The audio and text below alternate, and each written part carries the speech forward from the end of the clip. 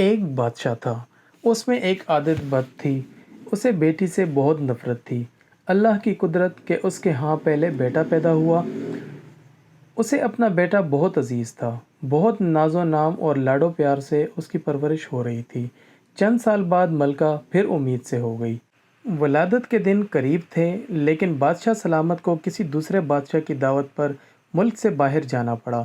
جانے سے پہلے بادشاہ نے ملکہ کو حکم دیا کہ میں کہیں باہر جا رہا ہوں، اگر میرے آنے سے پہلے ولادت ہوئی، لڑکا ہوا تو ٹھیک، لیکن اگر لڑکی ہوئی تو اسے ہلاک کر دینا۔ بادشاہ چلا گیا۔ چند ہفتے بعد اس کے ہاں لڑکی کی ولادت ہوئی۔ اولاد ماں کو بہت پیاری ہوتی ہے۔ ملکہ رونے لگی کہ اے اللہ، اب میں کیا کروں؟ ولادت کے وقت ایک دائی موجود تھی جو ملکہ کی حالت زار دیکھ رہی تھی۔ اللہ نے اس کے دل میں رحم پیدا کیا۔ اس نے ملکہ سے کہا، اے ملکہ، آپ دل چھوٹا مت کیجیے، میں یہاں سے سب کے سامنے بچی کو ہلاک کرنے کے بہانے لے جاؤں گی، پر میں یہاں سے اسے اپنے گھر میں لے جا کر پالوں گی۔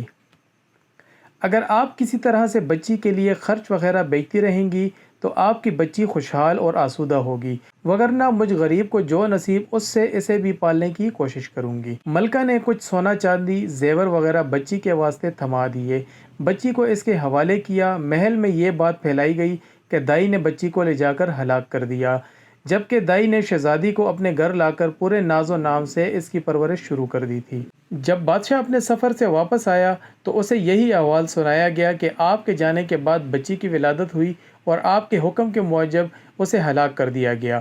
بادشاہ اپنی بدعادتی کی باعث خوش ہوا۔ دائی نے لوگوں کے سامنے شہزادی کو اپنی نواسی ظاہر کیا۔ کبھی کبھار بادشاہ سے چھپ چھپا کے شہزادی کو لاتی اور ملکہ کو اپنی بیٹی دکھا کر اس کی ممتا کو کچھ قرار ملتا، اور وہ دائی کو سونا چاندی اپنی بیٹی کی نگہداشت کے واسطے دے دیا کرتی۔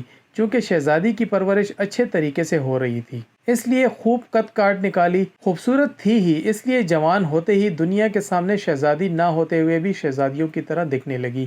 ایک دن بادشاہ کی سواری شہر سے گزر رہی تھی۔ اسی وقت شہزادی اور دائی بھی اسی راستے سے گزر رہے تھے۔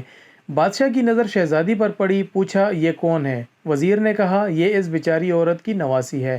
بادشاہ نے حکم دیا، مجھے یہ بہت پسند آئی ہے، کل اس کے گھر میرے لیے رشتہ لے کے جانا۔ چونکہ حقیقت کا کسی کو پتہ نہیں تھا، اس لیے دوسرے دن وزیر، وکیل وغیرہ دائی کے گھر بادشاہ کے لیے اس کی نواسی کا ہاتھ مانگنے گئے۔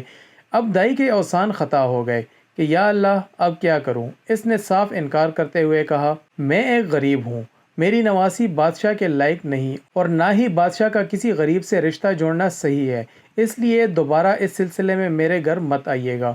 بادشاہ خود تو نہیں آیا، لیکن دائی کے گھر رشتے کے لیے بہت سے بندے بھیجے۔ سب نے دائی کو بہت منت سماجت کی، لالچ دیے، دونس دھمکی دی، لیکن دائی ٹس سے مس نہ ہوئی۔ تب بادشاہ نے حکم دیا کہ دائی کو پکڑ کے خوب سزا دے دو تاکہ وہ رشتے کے لیے مان جائے۔ سپاہی دائی کو پکڑ کر بادشاہ کے سامنے لائے اور انہوں نے اسے خوب کوٹ کوٹ کر پیٹنا شروع کر دیا۔ سپاہیوں نے دائی کو کپڑے کی طرح نچوڑ کے رکھ دیا۔ بیچاری پہلے سے ہی دو ہڈیوں پر تھی، اتنی مار برداشت نہ کر سکی اور بادشاہ کے سامنے چیخ پڑی، بادشاہ سلامت، یہ کوئی اور نہیں بلکہ آپ کی بیٹی ہے۔ میں نے اسے ہلاک کرنے کے بجائے لے جا کر اپنے گھر میں اس کی پرورش کی ہے۔ اب بادشاہ کو احساس ہوا کہ وہ کیا غلطی کرنے جا رہا تھا۔ خدا نے اسے گناہ عظیم سے بچایا اور وہ زیادہ غصے میں آ گیا۔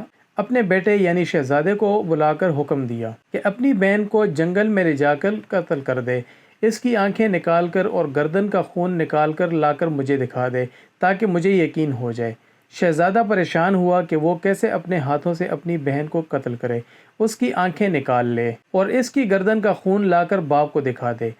اسے کسی صورت یہ گوارا نہ تھا، اگرچہ اسے اپنی بہن کے متعلق اب معلوم ہوا، لیکن اسے پتا تھا کہ بادشاہ ہر صورت اپنی بیٹی کو ہلاک کرنا چاہتا ہے۔ اگر اس نے اسے قتل نہیں کیا تو بادشاہ دونوں کو ہلاک کر دے گا۔ مجبور ہو کر اپنی بہن کے ساتھ لے کر جنگل کی طرف چل پڑا۔ جب دونوں جنگل پہنچ گئے تو بھائی کی محبت بہن کے لیے جوش میں آ گئی۔ بہن سے کہا کہ میں کسی صورت تمہیں اپنے ہاتھوں سے قتل نہیں کر سکتا، میں تمہیں یہیں چھوڑ دیتا ہوں، آگے تمہاری قسمت کہ تمہیں درندے کھا جائیں یا تم بچ کر کہیں اور نکل جاؤ۔ لیکن بہن نے بھائی کا ہاتھ پکڑ کر کہا، نہیں بھائی، تم مجھے قتل کر دو، میری آنکھیں اور خون لے جا کر باپ کو دکھا دو، نہیں تو وہ تمہیں مار دے گا، جو مجھے کسی صورت گوارا نہیں۔ دونوں بھائی بہن ایک دوسرے کے گلے لگ کر رو پڑے۔ آخر کسی طرح بائی نے بہن کو منا لیا۔ شہزادی آنسو بہاتے ہوئے گھنے جنگل کی طرف جانے لگی، آخری بار پلٹ کر بائی کو دیکھا اور جنگل میں گھس گئی۔ اس کے بعد شہزادے نے ادھر ادھر سے ڈھونڈ کر ایک ہرن کا شکار کیا، اس کے گردن کا خون نکالا اور آنکھیں نکال کر لے جا کر بادشاہ کو دکھا دی۔ بادشاہ نے آئینہ منگوایا، اس میں ان آنکھوں کو اور اپنی آنکھوں کو غور سے دیکھا۔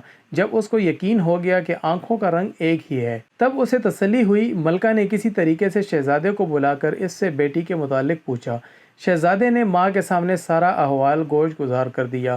ملکہ نے منہ آسمان کی طرف کر کے ہاتھ اوپر اٹھائے اور بیٹی کے لیے دعا مانگی کہ اے اللہ، تو میری بیٹی کی حفاظت کر، اسے اپنے امان میں رکھ اور اسے کسی اچھی جگہ پار لگا۔ اب آگے شہزادی کا قصہ سنیے۔ شہزادی جنگل میں رہنے لگی اور بھوک مٹانے کے لیے جنگلی پھل پھول بوٹے کھا کر اپنا وقت گزارنے لگی۔ اس دوران بہت سا وقت گزر گیا، جھاڑیوں کانٹوں سے الجھ کر اس کے کپڑے بوسیدہ تار تار ہو گئے۔ آخر کار اس کے بدن پر کوئی کپڑا نہ رہا۔ ایک دن کسی اور ملک کا بادشاہ اپنے لاؤ لشکر کے ساتھ اسی جنگل کے راستے سے گزر رہا تھا۔ اتفاقاً بادشاہ اسی طرف جا نکلا جدھر شہزادی تھی۔ جب شہزادی کے کانوں میں کسی گھوڑے کے قدموں کی آہٹ پڑی تو جلدی جلدی کسی گھنے درخت پر چڑھ گئی اور اس کے بڑے بڑے پتے توڑ کر اپنی سترپوشی کر کے چھپ کر بیٹھ گئی۔ بادشاہ بھی آ کے اسی درخت کے نیچے ٹھہر گیا۔ درخت گنونا اور سایہ دار تھا۔ ایک طرف اپنے گھوڑے کو باندھا اور درخت کے سائے میں کپڑا بچھا کر تھوڑی دیر سستانے کی خاطر لیٹ گیا۔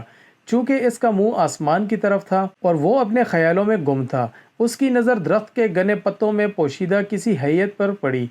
وہ اچھل کر کھڑا ہو گیا اور بلند آواز سے کہنے لگا، اے اللہ کی مخلوق، تم کوئی پری ہو، فرشتہ ہو، جن ہو یا کوئی انسان ہو، جو بھی ہو اپنے آپ کو ظاہر کرو، میں تمہیں کوئی نقصان نہیں پہنچاؤں گا۔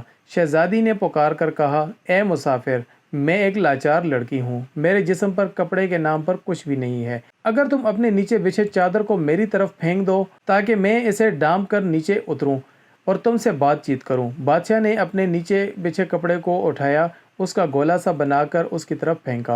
شہزادی نے اس کپڑے سے اپنے جسم کو خوب اچھی طرح ڈانپا اور کسی نہ کسی طریقے سے درخت سے اتر گئی۔ جب بادشاہ نے شہزادی کو دیکھا تو اس کے حواس گم ہو گئے۔ اس کے پورے ملک میں کوئی اتنی خوبصورت لڑکی نہیں تھی۔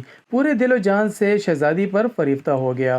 جٹ شہزادی سے کہا، میں ایک بادشاہ ہوں، اگر تم برا نہ مانو تو میں تم سے شادی کر کے تمہیں اپنی ملکہ بنانا چاہتا ہوں۔ اندھا کیا چاہے دو آنکھیں۔ شہزادی نے حامی بھری، وہ بھی ایک ایسا بندہ چاہتی تھی جو اسے عزت دے۔ بادشاہ خوشی خوشی شہزادی کو اپنے ملک لے کر روانہ ہو گیا۔ اپنے ملک پہنچتے ہی بادشاہ پہلے وزیر کے گھر پہنچا اور اس سے کہا، ایسا سمجھو کہ یہ تمہاری بیٹی ہے، میں کل رشتہ مانگنے آؤں گا اور شادی بیاہ رچا کر اپنی امانت یہاں سے اپنے محل لے جاؤں گا۔ وزیر نے آداب بجا کر کہا، بادشاہ سلامت، آپ پوری تسلی رکھیے، یہ آپ کی امانت ہے اور میری بیٹی، جب آپ کا دل چاہے اسے بیاہ کر لے جائیے۔ بادشاہ شہزادی کو وزیر کے گھر چھوڑ آیا۔ اگلے دن وکیل قاضی بادشاہ کا رشتہ لے کر وزیر کے گھر آ پہنچے۔ وزیر نے رشتہ کے لیے ہاں کر دی۔ ایک دو دن بعد منگنی ہوئی۔ بادشاہ شہزادی کے عشق میں سب کچھ بھول چکا تھا۔ جلد ہی شادی کا نیوتا بھیجا اور شہزادی کو بیاہ کر اپنے محل لے آیا۔ بادشاہ اور شہزادی اپنے شادی سے بہت خوش تھے۔ اس دوران بادشاہ نے شہزادی سے اس کے متعلق کچھ نہیں پوچھا تھا۔ چند سال بعد اس کے ہاں بیٹے کی ولادت ہوئی۔ بادشاہ بہت خوش تھا۔ اس نے شہزادی سے، جو اب ملکہ بن گئی تھی، پوچھا، اب جب کہ اللہ نے ہم دونوں کو اولاد نرینہ سے نوازا، تم اب ایک بیٹے کی ماں بن گئی ہو، اب مجھے بتاؤ کہ تم کون ہو، کسی کی بیٹی ہو اور کس جگہ سے تمہارا تعلق ہے۔ شہزادی نے کسی طریقے سے بادشاہ کو ٹال دیا۔ ماہوں سال گزرتے چلے گئے۔ بادشاہ کے ہاں دوسرے بیٹے کی ولادت ہوئی۔ بادشاہ نے دوبارہ شہزادی سے وہی سوال دہرایا۔ شہزادی نے پھر بادشاہ کو ٹال دیا۔ آخر کار ان کے ہاں جب تیسرے بیٹے کی ولادت ہوئی تو اس موقع پر بادشاہ نے شہزادی کی حقیقت معلوم کرنے کے لیے بہت دباؤ ڈالا۔ آخر کار شہزادی مان گئی اور بادشاہ کو حقیقت بتائی کہ وہ فلاں ملک کے بادشاہ کی بیٹی ہے۔ بادشاہ کو کس طرح بیٹیوں سے نفرت تھی، اس نے کس طرح مجھے مارنے کا حکم دیا اور دائی نے مجھے کس طرح بچا کر اپنے گھر میں پرورش کی۔ بادشاہ نے کس طرح مجھے دیکھا، پھر کس طرح اپنے بھائی کے حوالے کر کے قتل کرنے کا حکم دیا۔ میں اس طرح جنگل میں خوار زندگی گزارنے لگی۔ وہاں تم نے مجھے دیکھا، مجھے اپنے ساتھ لے کر آئے اور مجھ سے شادی کی۔